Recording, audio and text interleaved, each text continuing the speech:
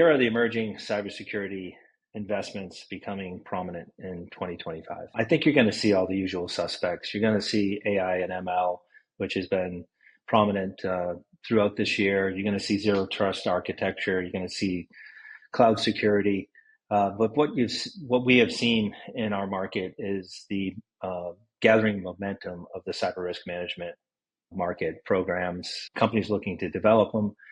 The need for real-time cyber risk posture has been extremely important for all of our customers as well as prospects that we've been talking to throughout this year. We believe to continue to see that through next year. So the cybersecurity investments I see becoming prominent in 2025 are linked to one of my podcast episodes with Jeff Pollard from Forrester.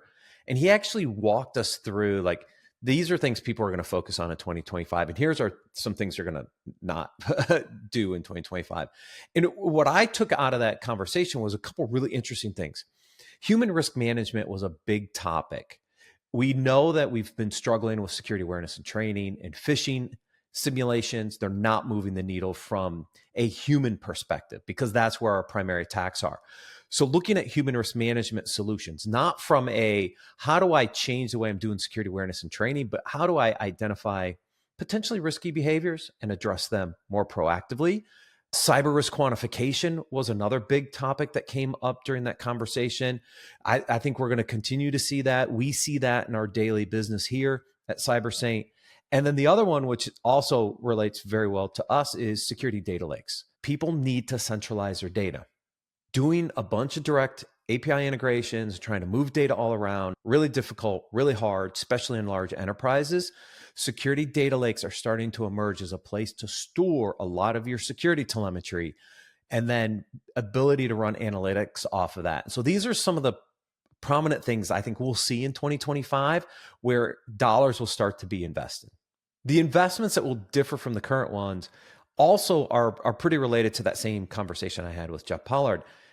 Things like legacy MSPs, managed security providers. Why?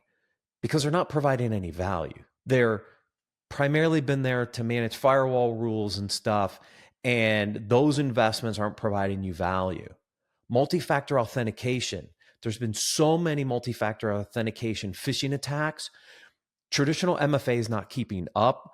Those types of products are still very vulnerable. And so moving away from that is something that we talked about in that interview. And the last one, which is really interesting because I think we struggle with this as an industry as a whole, is he said disparate asset management systems. What do I mean by that? Asset management's hard. Understanding what hardware and software assets you have has been a challenge in security forever. Well, so how do we solve it? We solved it by having like 5, 6, 7 different sources of asset data. Well, that's not helping the problem. And he's basically said, you've got to get rid of those disparate asset management solutions and centralize your assets in one place. So you're going to see some shifts in budgets where people have traditionally spent money in these areas. And these are things that people probably aren't going to spend money on in 2025. The emerging cybersecurity investments becoming prominent in 2025 that I see cut across a pretty wide class. I'll just list them first, and then I'll talk about each one individually. AI and automation, ransomware evolution and prioritizing cybersecurity strategy, cyber insurance, data privacy, and cloud risks. I think those are the big ones. I'll tackle AI and automation first.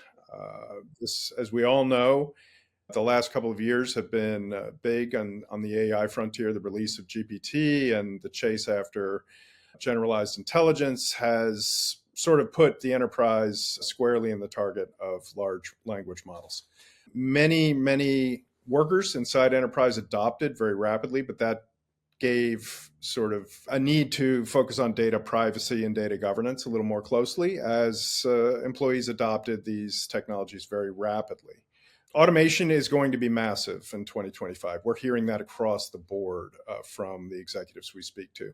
Not so much as a labor replacement trend, but more in line with how can we free up very scarce cybersecurity labor resources to do the analytics they need to do more appropriately. Free them up to be more proactive, free them up to be more analytical. Ransomware evolution and prioritizing cybersecurity strategy. I think we've seen the SEC rules have an effect on companies and how they report on their 8Ks and 10Ks.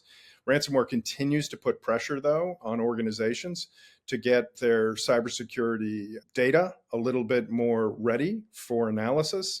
Cybersecurity, I think, is transitioning into strictly a data problem. It's becoming a heavy-duty data problem.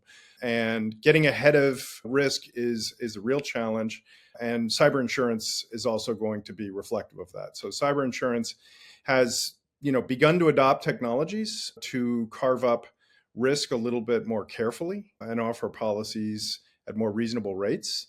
We're beginning to see among the cyber insurers we work with, a more approach that includes a more complete picture of what's going on inside the companies, and that allowing them to write more policies.